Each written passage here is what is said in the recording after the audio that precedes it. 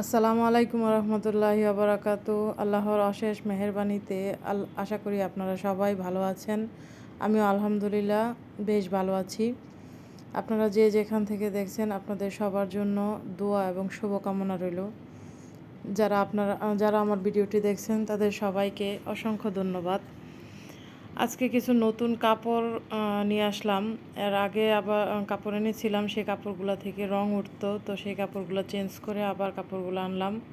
আজকে শনিবার, আমি শুক্রবার দিন কাপড়গুলো নরসিংদী থেকে কুরিয়ার করেছিলাম। আজকে শনিবার সন্ধ্যায় পেলাম, তো এইগুলো নিয়ে আপনাদের সামনে বসলাম। আর একটা ড্রেস কাটবো, একটা না দুইটা কাপড় দিয়ে দুইটা ড্রেস কাটবো, সেটা আপনাদের সাথে শেয়ার করব।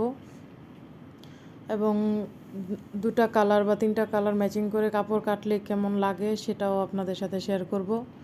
তো এখানে আমি কয়েকটা কালারের কাপড় এনেছি। অবশ্য মাল্টি কালার ড্রেসের জন্য কাপড় চেয়েছিলাম কিন্তু পাইনি জলপাই কালার কাপড়টা। তো এখানে 24 পিস কাপড় আমি এনেছি। তো এই কাপড়গুলা আমার নরসিংদী থেকে আমার আনতে হয়। আমার বাসা নরসিংদীতে ছিল, আপনারা জানেন সবাই। আমি এখন বাচ্চাদের জন্য ঢাকায় এসেছি। এখন এই জন্য আবার নরসিংদী গিয়ে ওইখান থেকে আমার কাপড়গুলো ঢাকায় কুরিয়ার করতে হয়। একটা নতুন কেচিও আনলাম, যে কেচিটা আগে ছিল সেই কেচিটা ভালো কাজ করতেছিল না, সেজন্য আবার একটা নতুন কেচি আনলাম। আর এইখানে কাপড়টা খুলতেই দেখি এই কাপড়টার মধ্যে একটু ছিঁড়া আছে। তো এই কাপড় একটু বাদ দিয়ে তারপরে কাটতে হবে। যাই হোক, ফার্স্টে থেকে ছিল বলে সমস্যা হয়নি। একটু 1 ইঞ্চি কাপড় বাদ দিয়ে বাকি কাপড়টা আমি মেপে নিচ্ছি। একটা শাড়িতে মূলত 6 গজ কাপড় থাকে, কিন্তু এই শাড়িটা মেপে দেখি যে না, 6 গজ কাপড় নাই। কাপড় এখানে মাপার পরে দেখি প্রায় 6 ইঞ্চি কাপড়ের মতো কম আছে। 31 ইঞ্চি হয় একটু টান টান, আরও কিছুটা একটু লাগবে। তো প্রায় 6 ইঞ্চির মতোই কাপড় আমার শর্ট পড়ে। তো যেহেতু দুইটা ড্রেস কাটবো দুইটা কালার দিয়ে, এই জন্য একটা থেকে আরেকটা একটু জোড়া দিতে পারবো। জোড়া দিলে খারাপ লাগবে না, ওড়নার সাইড দিয়ে জোড়া দিব এবং জামার নিচে দিয়েও একটু কাপড় জোড়া দিলে জিনিসটা দেখতে ভালো লাগবে। এক্সট্রা একটা আলাদা গর্জিয়াসনেস আছে, তো সেটা খারাপ লাগে না। কিন্তু কেন জানি এখন কাপড়গুলো একটু শর্ট করছে, জানি না, ফ্যাক্টরি থেকেই মনে হয় কাপড়গুলো একটু শর্ট করে আসতেছে, যার কারণে আমরাও পাচ্ছি এরকমই। তো যাই হোক, যারা আমরা ব্যবসা করি তাদের জন্য একটু সমস্যাই হয়ে যায়, কারণ আড়াই গজ দিতে হয় ওড়নাতে। তো আড়াই গজ ওড়নাতে যখন না হয় তখন এক্সট্রা কাপড়টা সাইড থেকে বের করেই তখন আমাদের জোড়া দিয়ে ওড়নাটা বড় করতে হয়, না হলে তো আর হয় না। আড়াই গজ ছাড়া তো আর ওড়না একটা মানুষের হয় না, যেমন তেমন করে হলেও আড়াই গজ লাগে।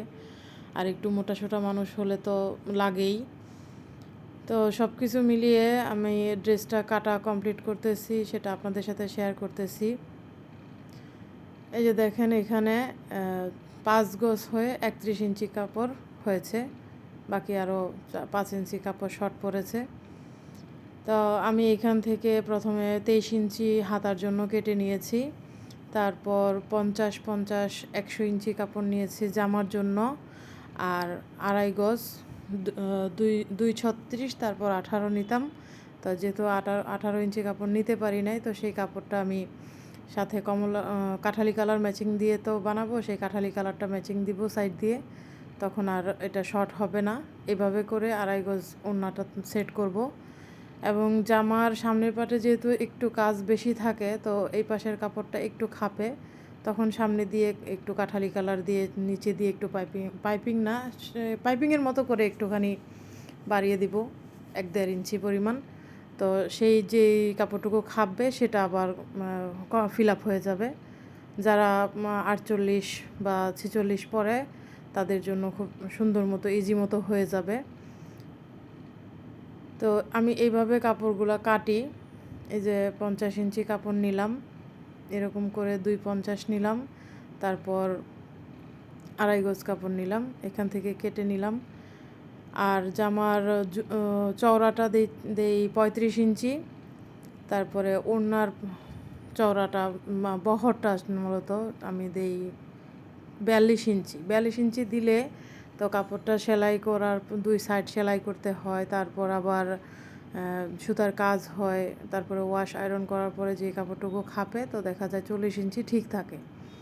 তো যেহেতু চওড়ার দিক থেকে 40-42 ইঞ্চি কাপড় থাকে, 44 থাকে, তো সেখানে দেওয়া যায় ওড়নাতে 40 ইঞ্চি কাপড় ঠিক রাখার জন্য 42 ইঞ্চি দেওয়া যায়।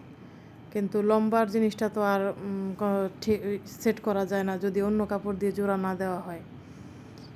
তো এভাবে আমি কাপড়গুলা কেটে নেই।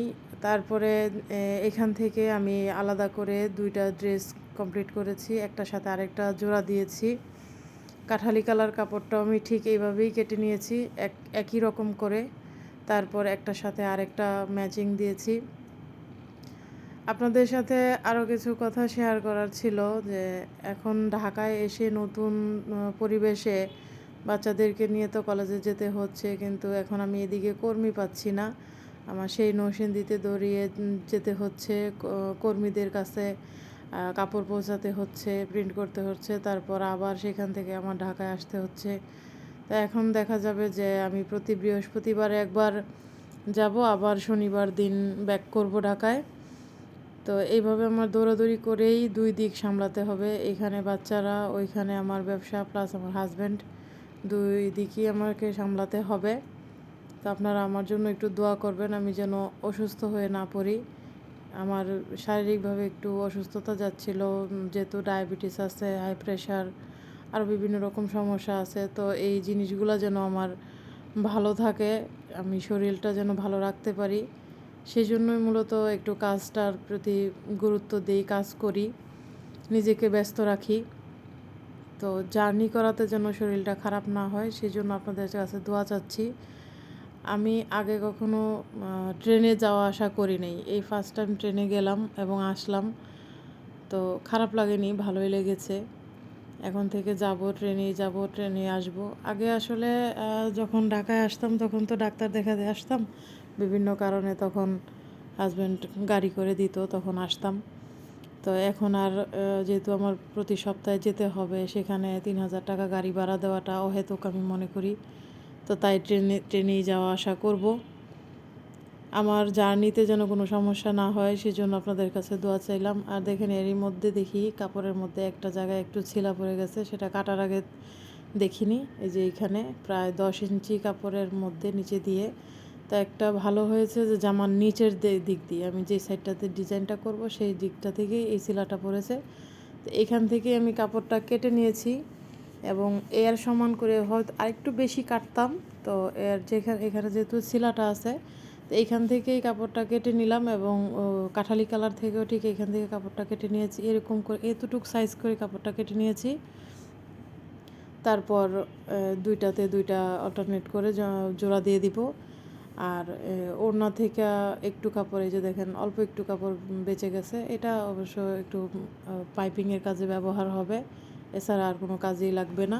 আপনাদের সাথে বলেছি যে আগে এই যে কমলা কালার কাপড়টাও ঠিক আমি সেভাবেই কেটে নিয়েছি। এই যে এখানে কাপড়টা আমার কাটা হয়ে গেছে। এই কমলা কালারের সাথে সুন্দর পেস্ট কালার, এটার সাথে আমি যে জামা ওড়না সেট করে নিলাম। এটা কমলার সাথে যাবে পেস্ট কালারটা, আর ওই কমলার সাথে ওই পেস্টের সাথে কমলাটা যাবে, এইভাবে করে অল্টারনেট করে দিয়েছি। সেলাই করার পর আপনাদের সাথে শেয়ার করব এবং সেলাই করার সময় আপনাদের সাথে জিনিসটা শেয়ার করব। কেমন হয়েছে ম্যাচিংটা তাও বলবেন। এটা হাতার কাপড়, এখান থেকেও ঠিক আমি 7 ইঞ্চি কাপড় করে কেটে নিয়েছি, একটার সাথে আরেকটা করে জোড়া দিব। তো হাফ ইঞ্চি করে চলে যাবে, 2 দিকের সেলাইয়ে 6 ইঞ্চি করে থাকবে। আমার ডিজাইনটা যেহেতু 6 ইঞ্চি করে, তাই আমি এইভাবে কেটেছি। তারপর ওড়নাতেও ঠিক এভাবেই, ওড়নাতে একটু কাপড় বেশি কেটেছি, জামাতে যেহেতু 10 ইঞ্চিতে একটা ছিলা ছিল তাই ওই ছিলার মধ্যেই কেটে ফেলেছি। আর ওড়নাতে 12 ইঞ্চির মতো করে কেটেছি। আমার ম্যাচিংটা কেমন হলো সেটা আপনাদের সাথে শেয়ার করলাম, সেটা আপনারা কমেন্ট বক্সে লিখতে অবশ্যই ভুলবেন না। আর যারা আমার ভিডিওটি দেখছেন, যাদের কাছে ভালো লেগে গেছে, তারা অবশ্যই একটি লাইক দিয়ে চ্যানেলটি সাবস্ক্রাইব করে আমার পাশে থাকবেন এবং আমার জন্য দোয়া করবেন, আমি যেন সামনে এগিয়ে যেতে পারি। হয়তোবা অনেকে বলতে পারেন কেন করি, হ্যাঁ প্রয়োজন আছে বলেই করি। আর আজকে বেশি কথা বললাম না, এখান থেকেই আমার ভিডিওটা শেষ করে দিচ্ছি। আপনারা যে যেখান থেকে দেখছেন সবাই ভালো থাকবেন।